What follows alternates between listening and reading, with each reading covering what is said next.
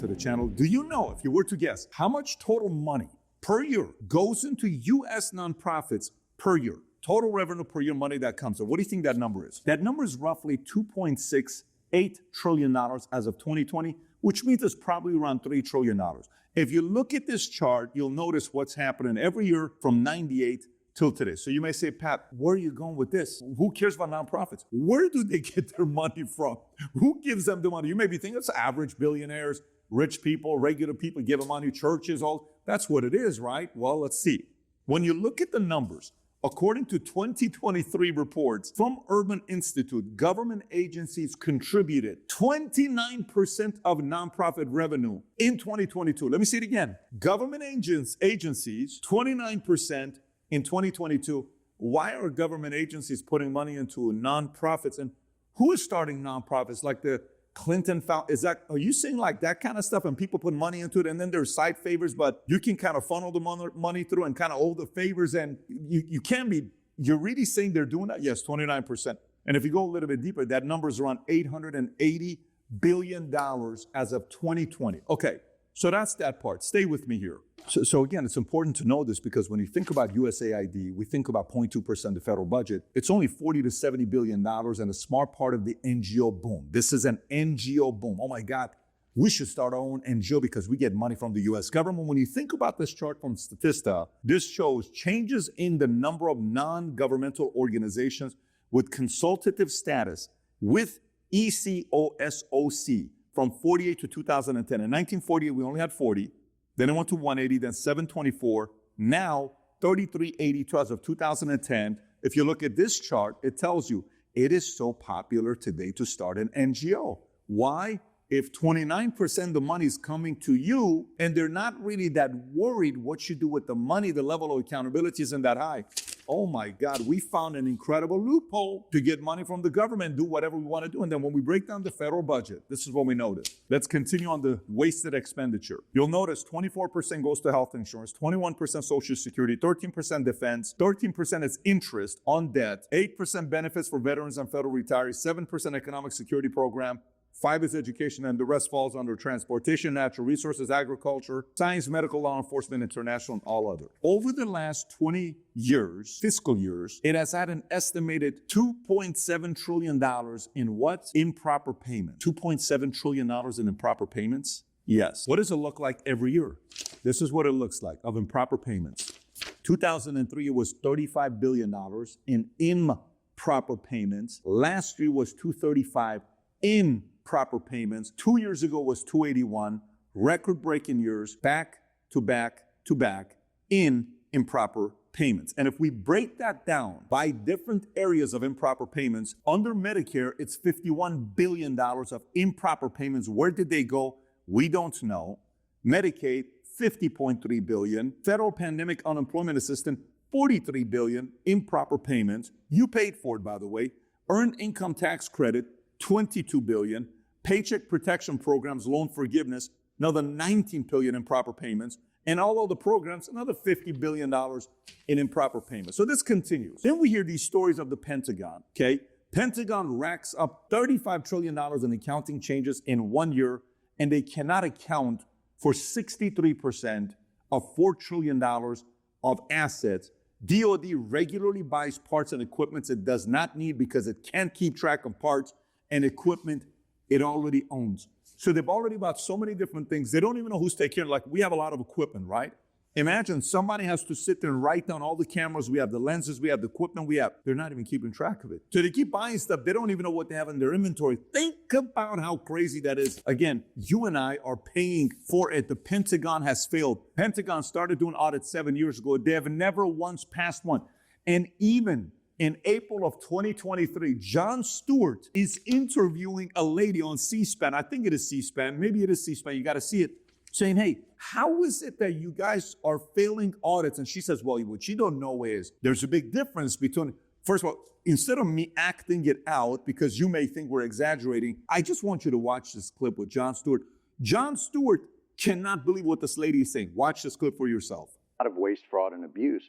within a system. Audits and waste, is. fraud, and abuse are not the same thing. So let's decompose Then these please pieces for a educate moment. me on Sure. what So an the audit is difference exactly what you just described, Yes. which is, do I know what was delivered to which place? Right. The ability to pass an audit or the fact that the DOD has not passed an audit is not suggestive of waste, fraud, and abuse. That is completely false right there. So what is now it's a question of, it's suggestive that we don't have an accurate inventory that we can pull up of what we have where. That is not the same as saying we can't do that because waste, fraud, and abuse has occurred. So in my world, yeah, that's waste. How is that waste? If I give you $1 billion and you can't tell me what happened to it, that to me is wasteful. That means you are not responsible. But if you can't tell me where it went, then what am I supposed to think? And when there has been reporting, I mean, this is not, look, I'm not saying this is on you and that you caused this, but I think it's a tough argument to I'm pretty make sure that I didn't cause it. an $850 billion budget to an organization that can't pass an audit and tell you where that money went, like, I think most people would consider that somewhere in the realm of waste, fraud, or abuse, because they would wonder why that money isn't well accounted for. And especially when they see food insecurity on military bases, and they see... You want to talk about that? Because that's a good... We should be talking... I mean, well, I'm trying to understand where you're trying to go, other than the dollars, which really bother you. I think it doesn't really bother me. I think it's all connected. Okay. I think tell me that story. By the way, you hired them. We hired them. And that's what they're doing with our money. You know what? What are we supposed to do? I have weekly meetings. Where did this money go here? What do you mean? Where did this money go to here? I need a report on this. Well, here's where I went. Okay, great. No, we're such a big organization, all this stuff. You know what it leads to? When I was in the Army and I was a Hummer mechanic, I would ask my sergeant, my motor pool sergeant Braxton, if you remember him, send this to him. I would say, Sergeant Braxton, this part we just paid $2,000 for on the Humvee. We can buy this elsewhere for $150. Why are we paying $2,000? And he would say the government always overpays for products. Ready? $4,000 you and I spend soap dispensers on Air Force planes. $4,000. Boeing overcharged Air Force for soap dispensers by nearly 8,000%, charging more than 80 times the commercial price. Just don't worry about it, approve it. $4,000. Let me continue. Boeing overcharging Air Force. The Department of Defense Inspector General found that Boeing overcharged the Air Force by nearly $1 million on various products for the C-17 military transport aircraft. Raytheon, the Department of Justice, announced that Raytheon will pay nearly $1 billion to resolve an investigation exposing the company for overcharging on government contract. $1 billion, finally they're catching it. In the 1980s, you know how much you were spending on toilet seats in the 1980s?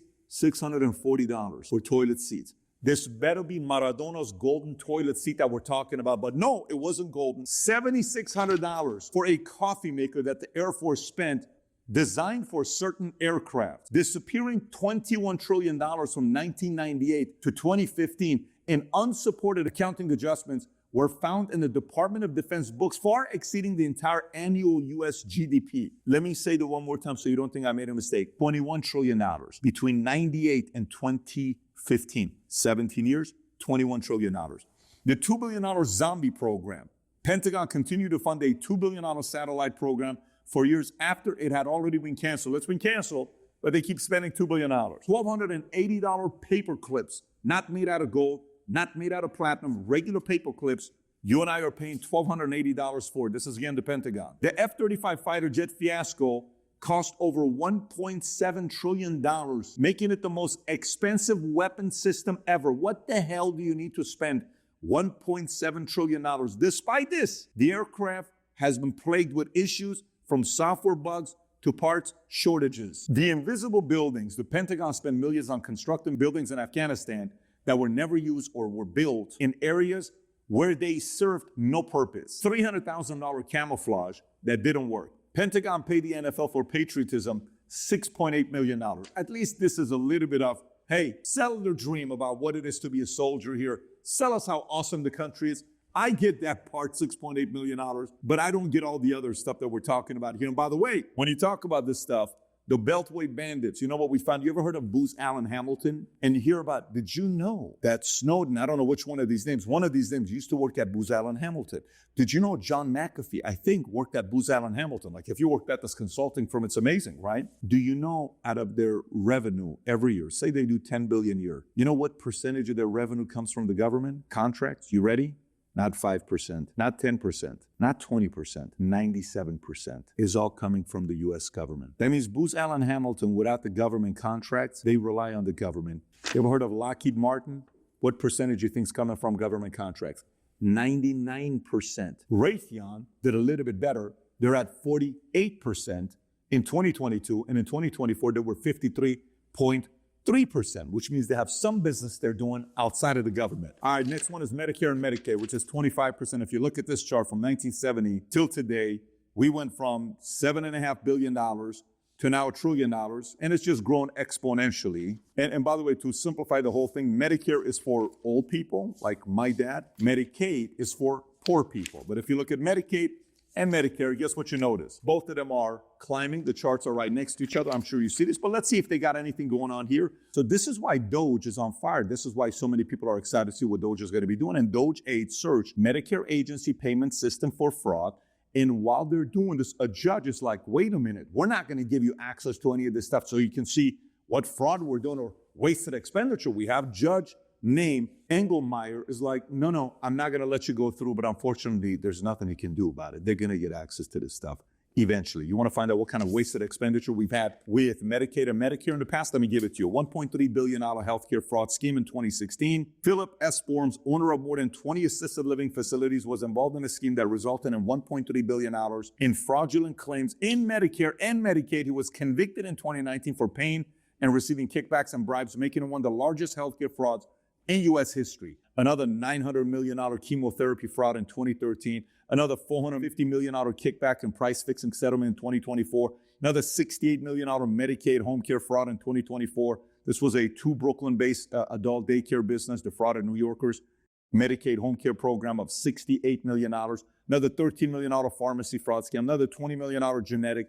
Another $45 million. You know why? Because it's easy to do so. Where's the accountability? Because if you make it easy, like, hey, we're going to give PPP, we're going to give these loans, and every noble person is going to take it. No one's going to cheat the government and take money that they don't deserve. A lot of people did. Why? Because it made it easy for people to come out and say, I'm going to take that money, and that's what they did. So now, Social Security, 21%.